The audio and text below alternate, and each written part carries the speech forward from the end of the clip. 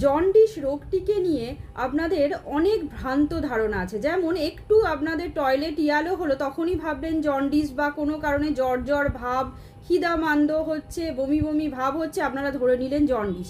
সেটা কিন্তু নয়। যখন আমরা ব্লাড টেস্ট রিপোর্টে সিরাম বিলিরুবিনের মাত্রা 3 mg/dl এর বেশি দেখব, তখন সেই কন্ডিশনকে আমরা বলবো জন্ডিস। এছাড়াও ক্লিনিক্যালি যে ফিজিক্যাল সিমটমসগুলো আমরা দেখব সেগুলি হলো, আমরা প্রথমেই দেখব টয়লেটের রং হলুদ বর্ণের হচ্ছে, তার সঙ্গে আমাদের চোখের যে সাদা অংশটি আছে সেটা হলুদ হয়ে যাচ্ছে, নেল বেডগুলো হলুদ হয়ে যাচ্ছে, মুখমণ্ডলে যে ভিতরের অংশ হলুদ হয়ে যাচ্ছে, তার সঙ্গে সঙ্গে বমি বমি ভাব থাকছে, একটা খাবারের প্রতি অরুচি থাকছে। তার সঙ্গে আমরা লক্ষ্য করব যখন পেটের উপরিভাগের ডান দিকের অংশ অনেক সময় ব্যথা অনুভূত হবে এবং হালকা জ্বর জ্বর ভাব থাকতে পারে। তার সঙ্গে একটা পেটের গন্ডগোল হতে পারে এবং পেটে মাঝে মাঝে ব্যথা হতে পারে। এই সমস্ত সিমটমসগুলো দেখলে তখনই আমরা কিন্তু জন্ডিস রোগটিকে শনাক্ত করতে পারি।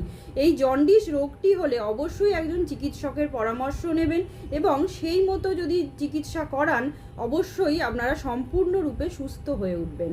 নমস্কার, সবাই ভালো থাকবেন এবং সুস্থ থাকবেন।